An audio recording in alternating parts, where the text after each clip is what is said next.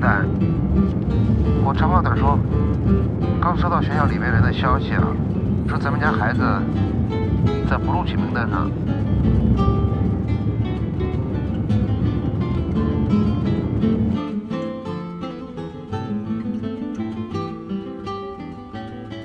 我看他是想多要钱。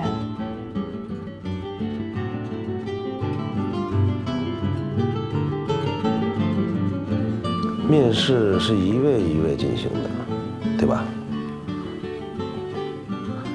各位具体在里边讲了什么，外边的人都是不知道的，对吧？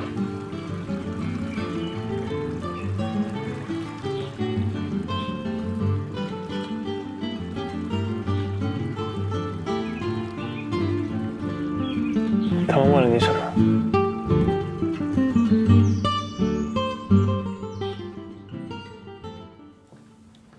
方先生，